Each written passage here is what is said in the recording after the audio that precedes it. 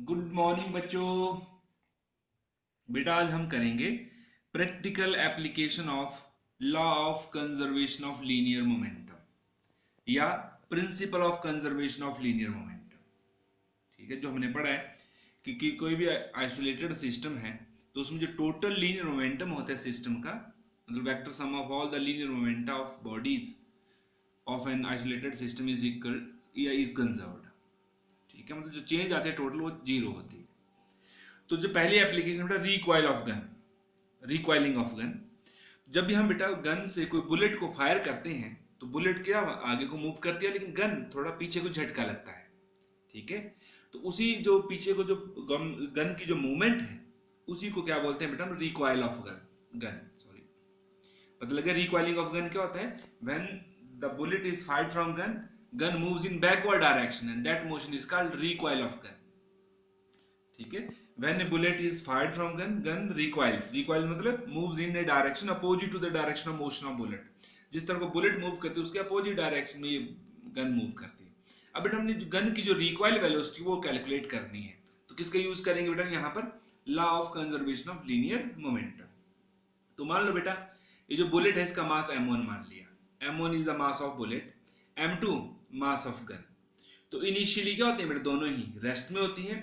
जब दोनों शुरू में बिफोर फायरिंग से पहले दोनों ही रेस्ट में, तो व्हाट द इनिशियल मोमेंटम, इसका भी जीरो है तो मास इंटू वेलोसिटी कितना होता है बेटा? जीरो। यही इसकी भी वेलोसिटी शुरू में जीरो, m2 इंटू वी मतलब m2 इंटू जीरो जीरो। तो इसका भी मोमेंटम जीरो है, इसका भी जीरो, तो टोटल भी कितना आएगा बेटा? Zero. Initial momentum of gun and bullet zero.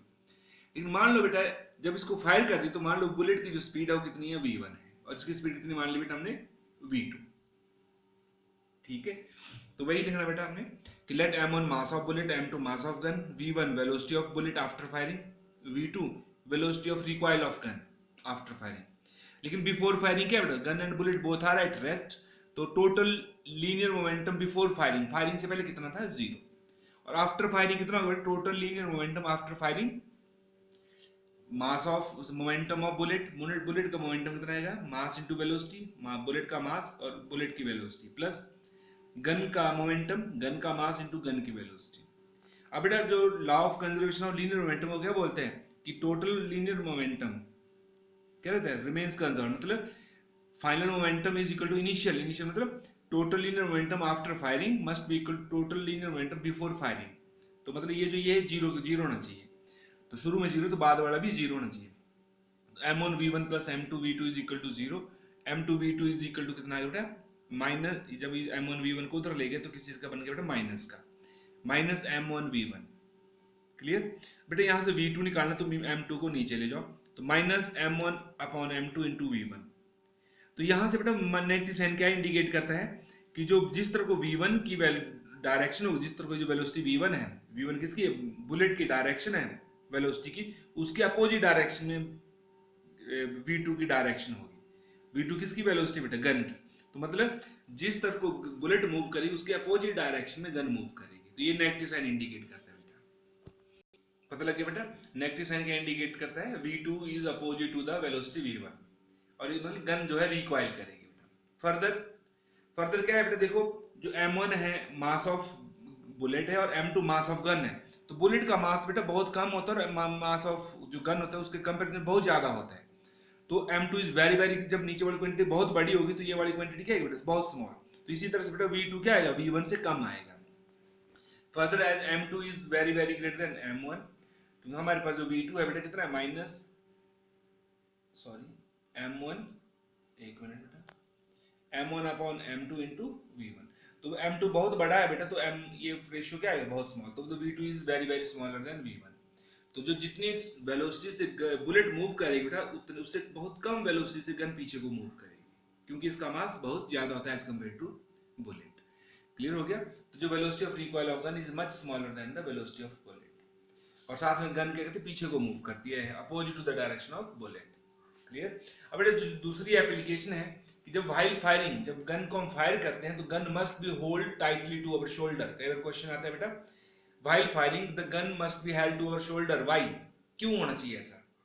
क्योंकि बेटा मान लो ये पर्सन है, सपोज करो ऐसे ही, अब पिक्चर बेटा मेरी ड्राइंग तो नहीं है, जब ये इसको इस गन को अपने शोल्डर के साथ टाइटली होल्ड करेगा बेटा, तो जो गन और ये बॉडी जो पर्सन है उन दोनों एक ही बॉडी की तरह बिहेव करेंगे बेटा। गन एंड द पर्सन, जो भी मतलब बॉडी ऑफ द पर्सन जो गन को फायर कर रहा है वो एक ही बॉडी बिहेव करेंगे।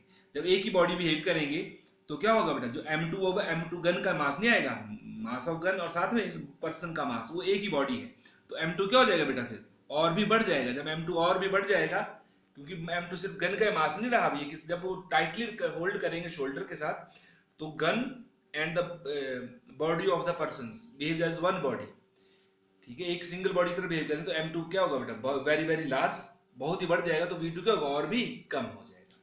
क्लियर हो गया। अगर हम गन को बेटा टाइटली नहीं होल्ड करें, थोड़ा सा आगे रखेंगे, तो जब गन पीछे को रिकॉइल करेगी तो उससे चोट लग सकती है, ठीक है, तो वो रीजन भी है।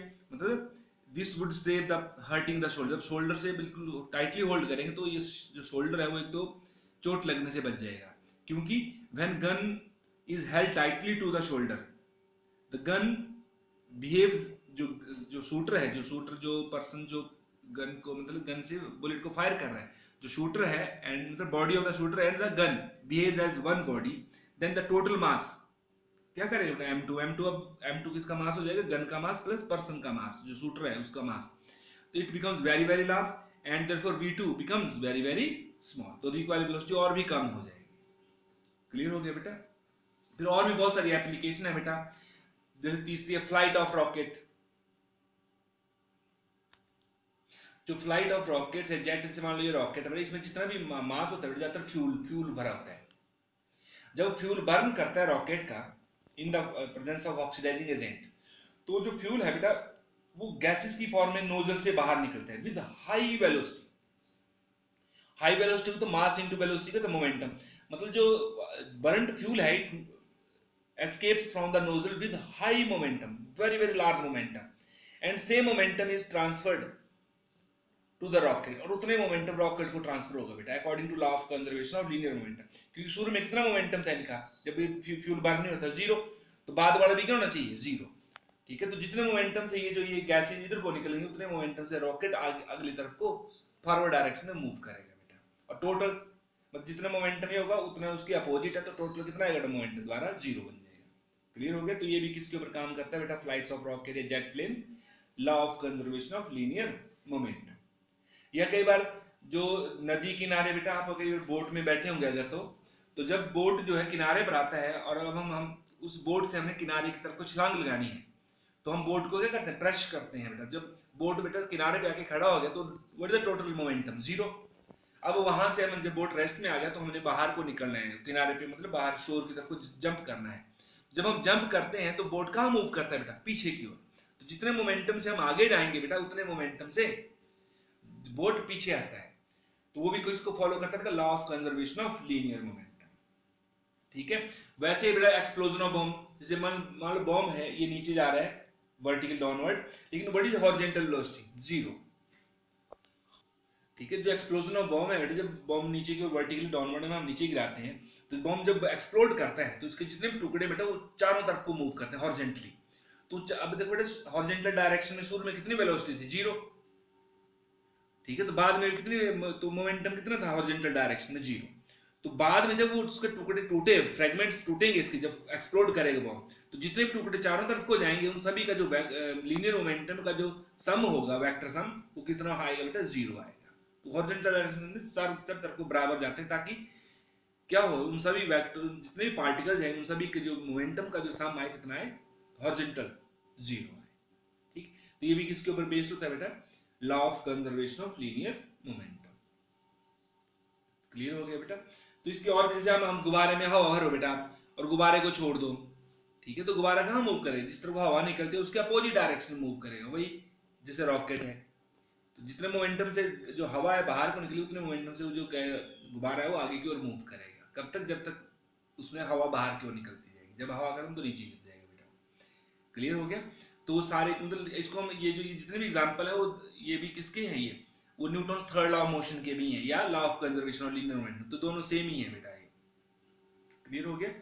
तो ये था बेटा practical application of law of conservation of linear momentum. Okay बेटा, थैंक यू।